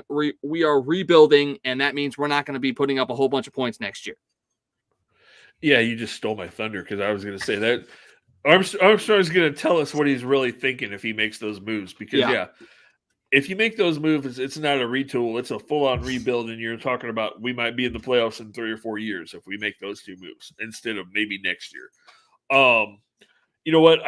Like you said, we saw a lot of good things this year, and Army kind of said that, even though they didn't have as many wins as you wanted, you saw some really good things that you can think of as wins. We saw Joe Hofer show that he can really play at this level.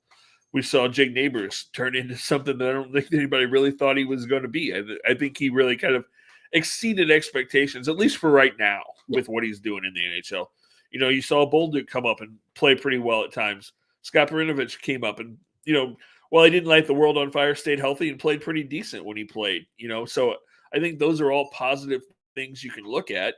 And then, like you said, Jordan Binnington kind of went back to form, kind of the guy of a couple of years ago. We really saw a more consistent Jordan Binnington. And the same thing with Parayko. I mean, we saw Colton Parayko that was healthy, and he looked like the Colton Parayko of a couple of years ago, although he looked a little bit nastier in the last couple of weeks. He was hitting people. He was a little bit more physical than I've seen him be in a long, long time. And so I think those are all positive signs. And, I think moving forward, there's definitely a lot of things you can do. But are you going to be able to make trades? Because can you get any of those defensemen? If you want to move one of them, will any of them give up their no-trade clause? And, which one – at this point, which one would you want to move? Because I don't think you really want to move Nick Leddy, because he had a pretty good year. Do you want to move Torrey Krug because him and Scott Perunovich are kind of the same guy and Perunovich is cheaper and less expensive?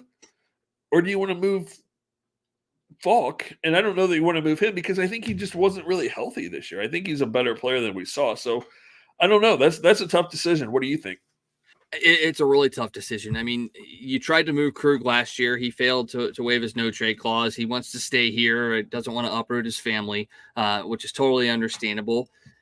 Falk, yeah. I mean, he was our best defenseman 2 years ago. He was, and that's the thing. He has the ability to do that. He has not been healthy for a good portion of this year, and he struggled a little bit.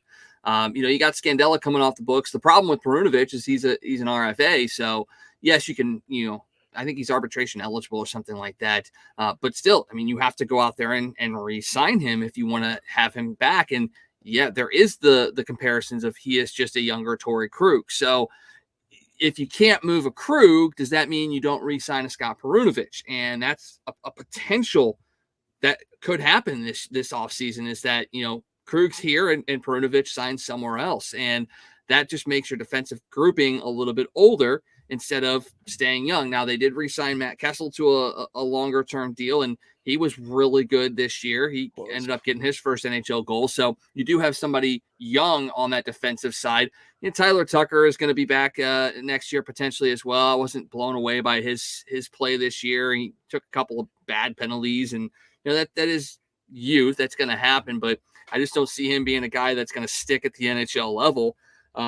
I would love to see Perunovic back because of all the hype that was around him, and the fact that he wasn't able to stay healthy, and then he did put in a decent year this year. He got absolutely robbed last night for his first NHL goal. I mean, he did shoot it a little bit back towards Ottinger, but the Superman dive that he made in that period to stop that one from going in was incredible, and Perunovic got robbed there for sure. But I'd like to see him back. It's tough, I think, if you don't move one of those defensemen. I mean, obviously, I'm not trading Parayko. I think the only situation would be is if you could work with a Krug and say, hey, look, where would you want to go? And if that's the case, we can find a way to get you there. If it's back to Boston, hey, that's fine. If we got to take a 7th-round pick from Boston for them to take the contract and all of that, then, hey, you know what? That's perfectly fine. Krug is going to be plagued by the fact that he was signed the same year Pietrangelo left, and everybody thought he was supposed to be the replacement for Pietrangelo, which that was not the mindset. Right. It was just he was assigning the same year Petro ended up going to Vegas. So I think he's just gotten the raw end of the stick here. Yeah, has he been great? No, he hasn't been great. But he has been what he was in Boston, although a little bit less physical. I mean, obviously you remember the hit he had on Robert Thomas in the Stanley Cup Finals. You didn't see a whole lot of that here in St. Louis, but that doesn't mean that he was a bad player. He was younger in Boston. Yes, that happened one of the years before he came here, but that's him refining his style of play. You can't just go run around and recklessly hit people. You have to play defense too. And did he play great defense? No, I think he was like a -31 this year. So it's not like he was, but he was also one of the top pairing defenders. So there's a lot that goes into it. So I think if anything, they're still going to try and find a way to possibly move Krug. He's one of the guys that you probably have to get rid of. Unless someone comes calling on Justin Falk. But if I were the Blues, if anybody comes calling for Falk, it's sending him to the Eastern Conference. I would much rather see him go to the East than anybody in the West, because we saw what Vegas did to bring in Noah Hannafin, sign him to a long-term deal. You can't trade anybody within the conference and expect it not to come back and bite you. Offensively, though, future is still continuously bright. You got Dalibor Dvorsky down there that's going to fight for a spot next year. Obviously, Neighbors did a great job. Snuggerud's not coming around next year. He's going to stick around in Minnesota for one more year. But you've got a lot of potential offensively next year, and that should make a lot of people very, very happy and almost salivating for the next season to start. Because if you sit there and you can say you have a Thomas, a Kyrou, a Dvorsky, a Neighbors, a Dean who acclimated himself okay up here at the NHL level as of late here. You got all those guys coming back. Oh man, this team could be very, very exciting next year. They're not going to win a ton of games again next year, probably, unless they are able to find a way to make a move. And that also feeds into, do you find a way to re-sign Pavel Buchnevich? He's got one more year left on his deal. They did have him out on the block at the trade deadline this year. Couldn't find a deal that they wanted. Do they float him back out there at the draft this year and see if they can get something big for him? Or do they go and see if they can find a way to make a deal with him? It's going to be tough because he's going to want some money and he's getting up there into his early mid-30s. It's going to be a tough sell, but we've seen what Armstrong can do, and who knows, maybe he's got something up his pocket where he's got a deal for a couple of young players to be shipped out to bring in another big name, Brady Tkachuk maybe. I don't know. But the offseason is going to be very, very fun for Blues fans, I think. Yeah, it could be. We'll just have to wait and see. Who knows what Army's really thinking. It could be a lot of fun, and you could see a major signing, or it could be like last year, and you don't really do a whole lot. You say we're just going to kind of run it back with what we've got and see what we can do next year, and then we'll try to build and change things up the following season. So, there's still a lot of questions as to how that goes as well, but it'll definitely be something to keep an eye on and see going into the summer what Army's plan is and what they do. Well, it comes down to who the coach is. It's not so much a matter of what Armstrong's plan is. It's who's the coach and what do they want to see with this team going forward. So if you were to hire the next Blues coach, who is it that you would bring in? We talked about this last week. I honestly think if we don't run it back,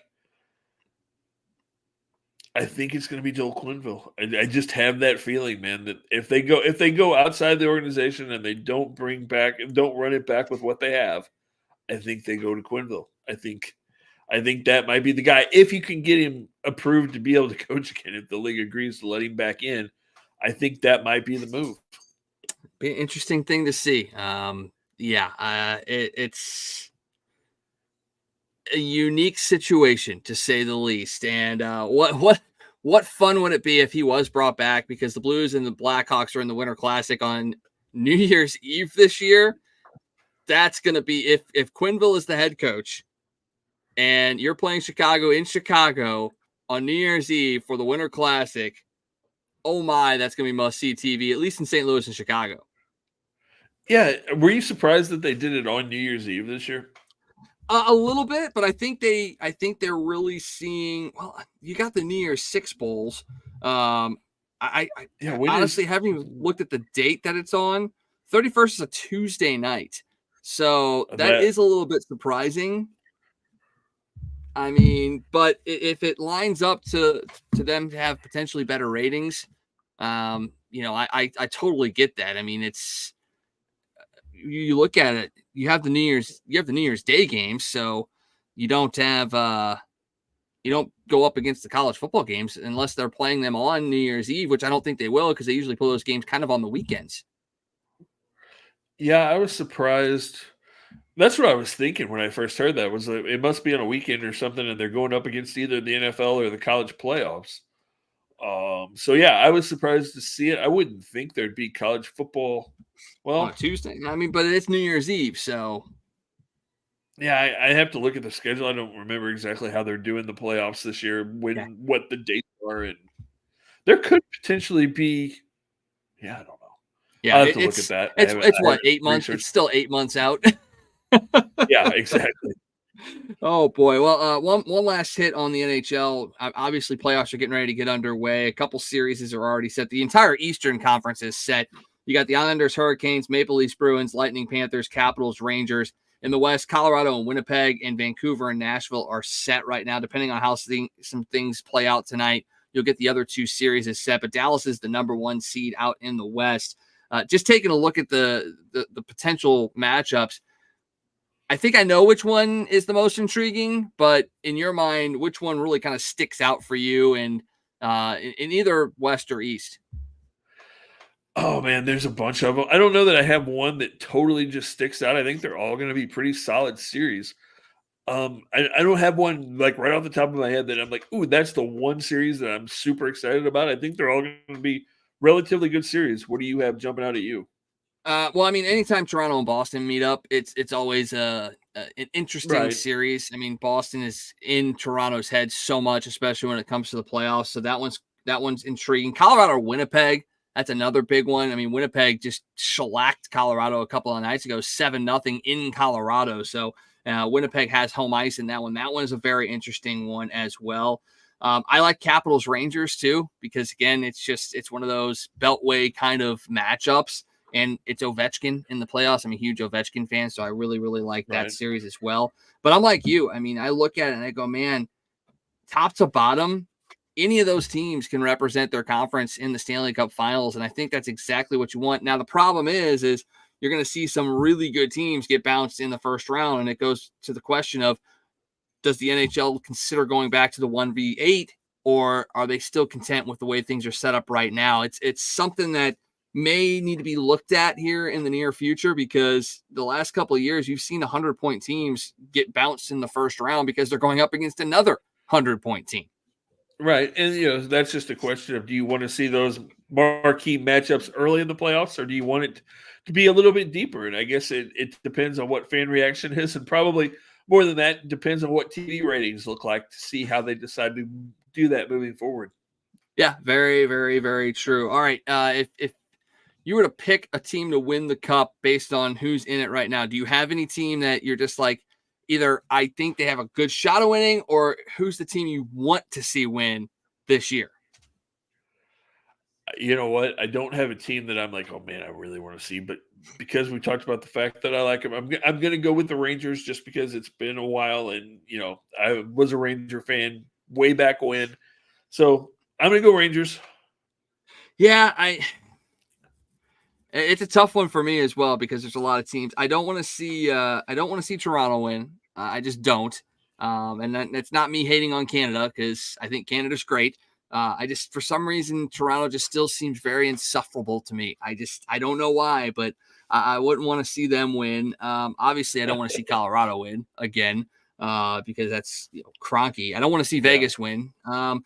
I'd actually go down to either Carolina or Florida are the two teams that I would like really want to see make it to the finals and win because obviously the Hurricanes have won a Stanley Cup before, so it's not new for them. But I like the team that they have. And then for Florida, it's, I remember the John Van Beesbrook days and the Rats on the ice and just how exciting that was when they came into the league. And, now they've got a Tkachuk on their team. They've got a pretty decent team as well. I'd really like to see Florida potentially win a Stanley Cup as well. But, I don't think the NHL necessarily wants to see that due to ratings. Yeah, that's very possible. They would love to see a New York or a Boston or a Washington or what Toronto. they would probably really love to Toronto. Yeah, that's where I was going to go. One of those big markets, and the Maple Leafs would be a big TV draw just because it's been so long since they've been able to do anything in the playoffs. Oh, everybody wants a Toronto-Winnipeg Stanley Cup final, so that way Canada can finally get a Stanley Cup champion for the first time since like 1990. Oh, we can't forget Edmonton's in there. Edmonton's in there too. Oh, okay. That's what they want. They want Toronto v. Edmonton. That is the NHL's dream matchup right now. Matthews versus Toronto McDavid. Yep. And then they can show 8,000 highlights of Gretzky and those great Oilers teams during commercial breaks too, and talk about the glory days of the Edmonton Oilers. Oh, but you know what? He lives in St. Louis half the year, so there's that. Yeah, he does. Who knows? Maybe him and Janet are watching right now. It's very, very possible. I mean, we are very welcoming here on this video / podcast. We're here for everybody. So speaking of that, let's jump over to City real quick.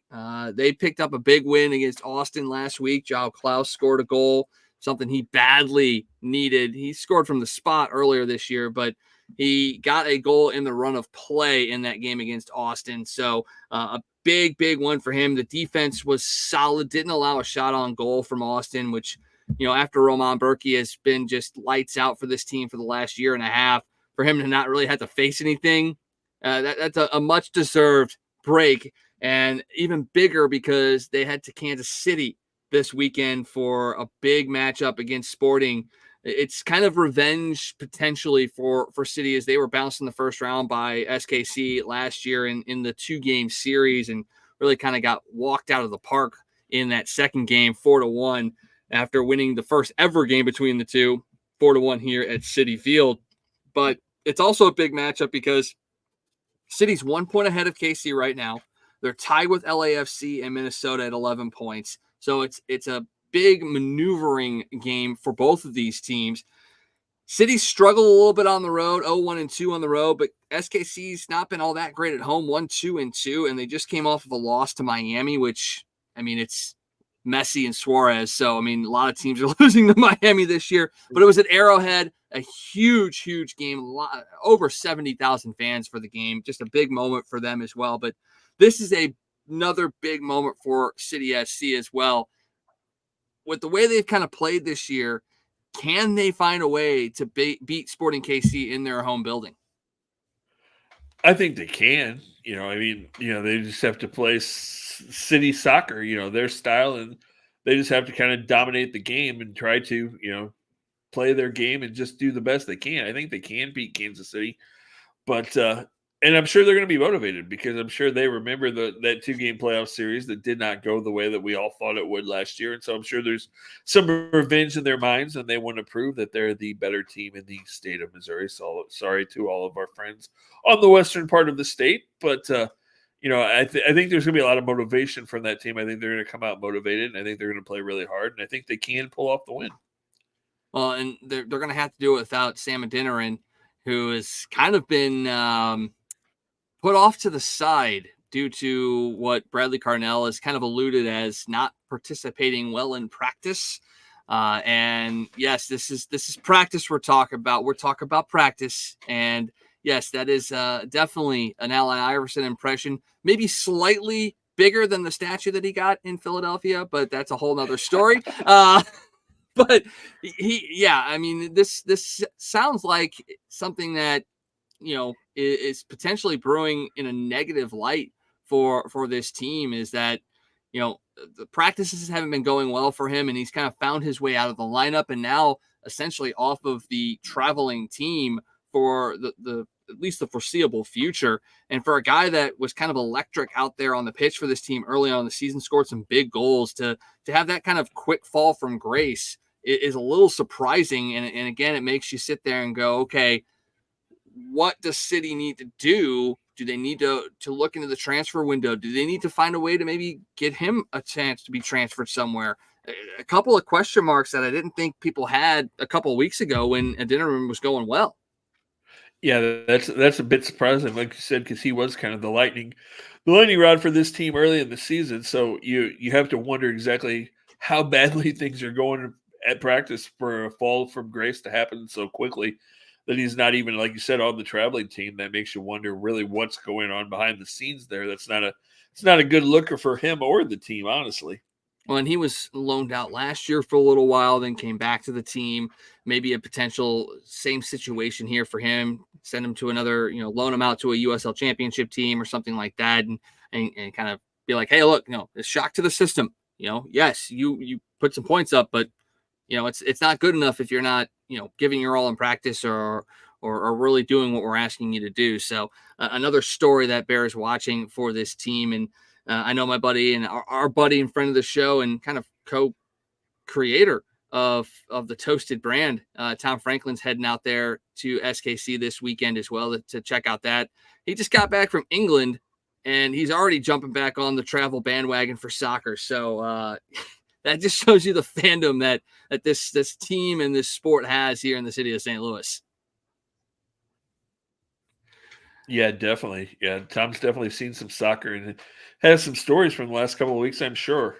He has, and I know Daniel Esteve from Fox 2 had him on his podcast just recently as well to talk about that journey. So after you listen to ours, maybe you pop over there and listen to that if you want to hear about the English trip that Tom took as well, and something that I would like to do here in the near future as well. Hop over into Europe and check out some English soccer, some German soccer, and maybe some La Liga as well. That would be a fun journey for me as a sports fan to go over there and check out that. But I've also got a North America trip that I've wanted to do for so long, and it's basically traveling and hitting up all the Hall of Fames. Canton and Cooperstown and Toronto, and hitting up Fenway and Wrigley Field to catch a couple of those games in classic stadiums. That's kind of my sports journey that I would love to go on. I mean, this just kind of popped in my head as we were talking about, but do you have a sports journey that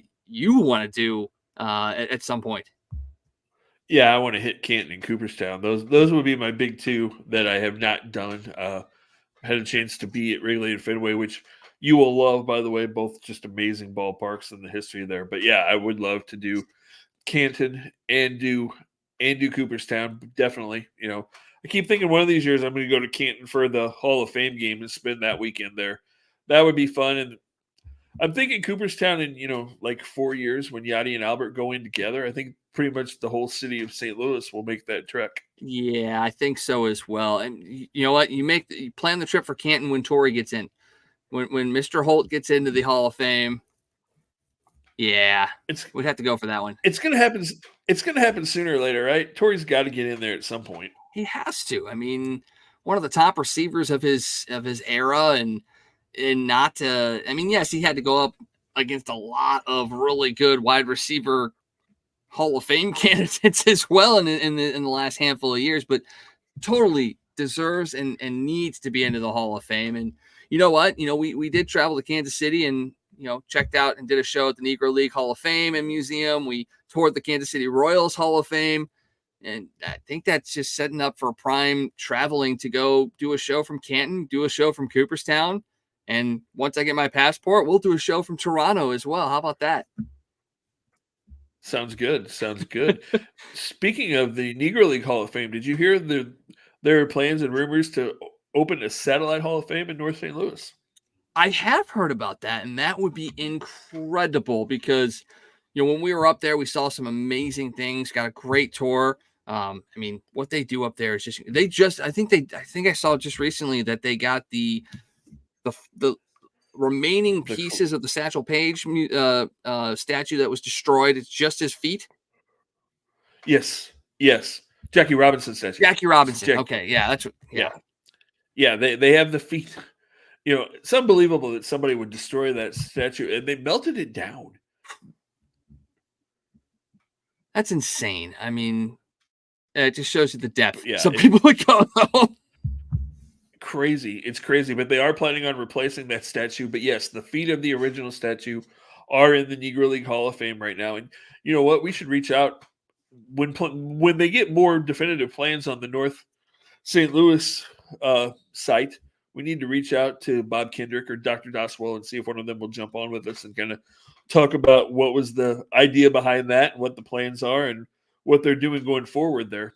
I think that's a great idea because it's knowledge that needs to be out there. And again, the heritage in St. Louis too is very strong when it comes to that league and everything that went around it. So to be able to have a piece of that here potentially would be a big thing for baseball fans, for St. Louis and for Kansas City, because it's stretching out the story, and it's a story that needs to be stretched and continue to be told because so much of that was lost, and it shouldn't be, because they're great stories. It's also part of our history, and we need to know about it, and we need to hear about it, and we need to continue to celebrate those amazing athletes and people that were part of that league in all the years where they were forgotten. Absolutely. It would be a cool trip too, when the Cardinals play the Giants in the stadium in Alabama in a couple of months, in that old Negro League park down there. That would be a really cool trip to make too. We're going to have to reach out and see if our credentials are still valid for that one. We should. I'll have to look into that, see if we can get something off. That'd be awesome. Well, you got anything else before we head out tonight? I know we're approaching 2 hours now, and we could probably go on for another 2 more if we wanted to. But you got anything else before we head out tonight? 2 quick things. I'm going to send another shout out real quickly to our friends on the west side of the state, because the Royals keep on rolling. And our old friend Michael Wacha pitching really, really well for the Royals, kind of being the linchpin of that Royals starting rotation. So really good to see Michael doing well and seeing the Royals doing well, and they're really putting up a fight in the AL Central. So it will be fun when the Cardinals and Royals meet up again, because that Royals team has a young, talented ball club. And so that'll be exciting for those fans and for us to get a chance to see that. And then real quickly, we're going to go into it. You brought it up a little bit a while ago. Just want to once again send condolences to all the friends and family of Whitey Herzog. Whitey passed away this week at 92, and huge loss for the city of St. Louis, Cardinal fans, Major League Baseball in general, because Whitey was just one of the greatest managers of all time. Like somebody said, how many people have a brand of baseball named after him? And all you got to do is say Whitey Ball, and that's really all you have to say, and people know, oh, Whitey Herzog and the Cardinals of the 80s, and it was a special time. He brought baseball back to St. Louis, because the Cardinals had, struggled through the 70s, had not been very good, hadn't been in the playoffs since 1967, and Whitey brought baseball back, brought 3 million fans to Busch Stadium for the very first time in 1985, and continued that tradition that we see now. And now we're going on 30 years of 3 million fans every year. And so, not enough can be said about what Whitey did for baseball on both sides of the state, as he also, of course, led the Royals to 3 straight AL championships, or AL West championships, I should say. And funny enough, we were in Kansas City for Whitey Herzog night and actually got Royals bobbleheads the night that we traveled, one of the nights we traveled over to Kansas City.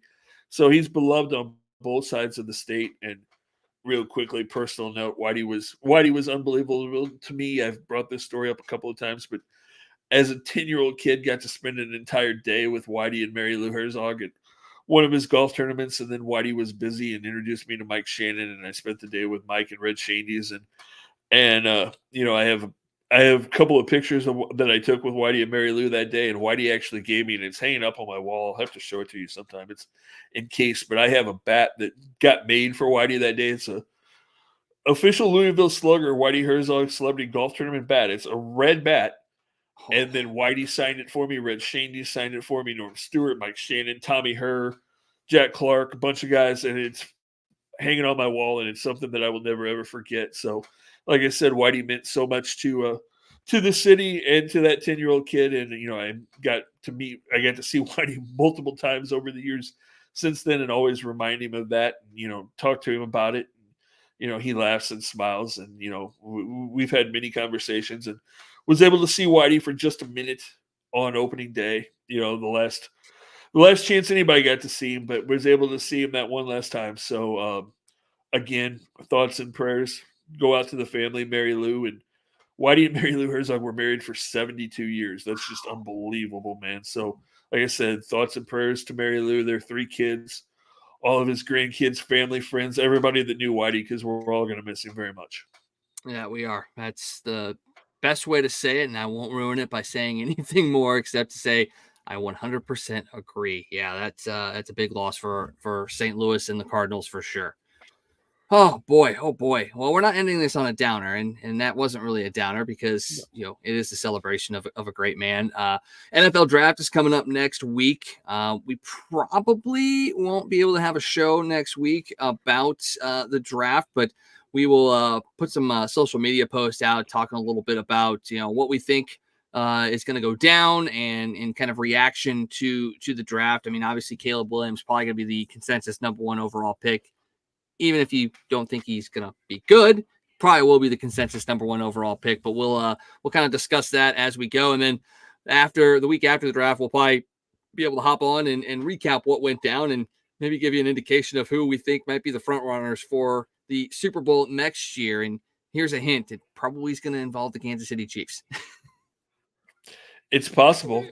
The Chiefs are going to be a really interesting team to watch in the draft because of the other circumstances that have happened in the last few weeks. Do they jump up and grab one of those really talented wide receivers to try to rebuild that wide receiver core? Yeah, it's going to be a very interesting NFL draft. I mean, you've got 5 quarterbacks that could go. You've got many trades that could potentially happen. And like you said, the Chiefs and a couple other teams could be making some moves to bolster their offense or defense in that first round, especially. I think that's going to do it for us. That's another 2 hours of just straight sports talk. Well, okay, maybe about an hour 45 and about 5 to 7 minutes of weather that we had at the beginning of the show. But again, hopefully everybody is safe and sound. Hopefully these storms will be able to pass through quickly, and we'll get back to some somewhat nicer weather. Going to be a little bit cooler this weekend, but get out there, enjoy the Cardinals as much as you can. I can't forget the fact that the Battlehawks won again over the weekend. They're doing exactly what they did last year. So congratulations to A.J. McCarron and the Battlehawks for their victory. And yes, the Blues season's over. Cardinals are continuing. City is continuing. Still lots of stuff going on in sports here in the Midwest. And we'll be back in a couple weeks to talk to you about that and the NFL draft and so much more here on the Toasted Tavern. For Scott Tobin, I'm Michael Wagenknecht saying good night. Hey, it's U-Man here from Casey. For all your sports news, catch the Toasted Tavern with Scott Tobin and the man called Wags, weeknights at 9 p.m. You can follow Toasted Tavern on Facebook, Twitter, Instagram, and YouTube. Let's get toasted.